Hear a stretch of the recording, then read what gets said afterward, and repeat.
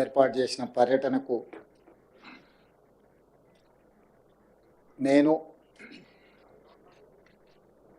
సహచర మంత్రివర్గ సభ్యులు దుద్దిల్ల శ్రీధర్ బాబు గారు వెళ్ళడం జరిగింది. వాటికి సంబంధించిన వివరాలు తెలంగాణ ప్రజలకు వివరించడానికి ఈ పత్రికా సమావేశాన్ని ఏర్పాటు చేసినాం. ఈ సమావేశంలో మిత్రులు శ్రీధర్ బాబు గారు, తుమ్మల నాగేశ్వరరావు గారు, జుపల్లి కృష్ణారావు గారు, సీతక్క గారు, పొంగులేటి శ్రీనివాసరెడ్డి గారు, రాజ్యసభ సభ్యులు అనిల్ కుమార్ యాదవ్ గారు, టీజీఐఐసి చైర్పర్సన్ గారు, శాసనసభ్యులు, ఇతర ముఖ్యులందరూ ఈ పత్రికా సమావేశంలో పాల్గొన్నారు. తెలంగాణ రాష్ట్రంలో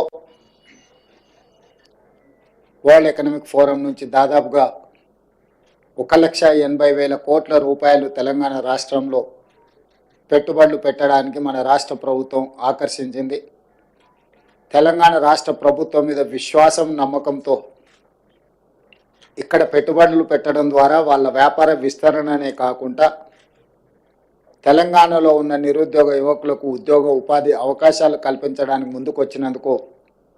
ఆయా సంస్థల యజమానులకు తెలంగాణ రాష్ట్ర ప్రభుత్వం తరఫున మనస్ఫూర్తిగా అభినందనలు తెలియజేస్తున్నాం. ప్రభుత్వం ఏర్పడి 14 నెలలు పూర్తిగా వస్తున్న సందర్భంలో మా ప్రభుత్వం సాధించిన విజయాలలో ఈ విజయం అత్యంత కీలకమైన విజయం. తెలంగాణ రాష్ట్ర ప్రభుత్వం మీద, హైదరాబాద్ నగరంలో పెట్టుబడుల మీద అపోహలు, అనుమానాలు సృష్టిస్తూ వాళ్ళ అనుచరులతో లేదా వాళ్ళ దగ్గర ఉన్న అక్రమ నిధులతో విష ప్రచారం చేయడం ద్వారా తెలంగాణ ఆర్థిక వ్యవస్థ మూలాలను దెబ్బతీయాలని కొంతమంది కుట్రలు చేస్తుంటే, ఈ కుట్రలను తిప్పికొట్టడం ద్వారా తెలంగాణ రాష్ట్రంలో మేము పెట్టుబడులు పెడతాం, తెలంగాణ రాష్ట్ర ప్రభుత్వం మీద మాకు సంపూర్ణమైన విశ్వాసం ఉన్నదని ప్రపంచ దిగ్గజాల యజమానులు, ప్రపంచ దిగ్గజాలైన కంపెనీలు మన రాష్ట్రంలో పెట్టుబడులు పెట్టి ఈ పెట్టుబడుల ద్వారా వేలాది ఉద్యోగాలు, ఉపాధి అవకాశాలు కల్పించడానికి ముందుకు వచ్చిన కుట్రలను, కుతంత్రాలను అన్నిటిని కూడా పటాపంచలైన ఈరోజు మా ప్రభుత్వం మీద వారు వ్యక్తపరిచిన విశ్వాసం, నమ్మకం ఈనాటిది కాదు. ఆనాడు 2004 నుంచి 2014 వరకు ఆ ప్రభుత్వం తీసుకున్న నిర్ణయాలు, కొనసాగించిన విధి విధానాలు, ఈ విధి విధానాలకు 1991లో పివి నరసింహారావు గారు సరళీకృత విధానాలని దేశంలో ప్రవేశపెట్టడం ద్వారా అభివృద్ధి వేగవంతంగా జరగాలి, ఈ దేశం సంపన్న దేశంగా మారాలి అని పివి నరసింహారావు గారు ప్రవేశపెట్టిన సరళీకృత విధానాలను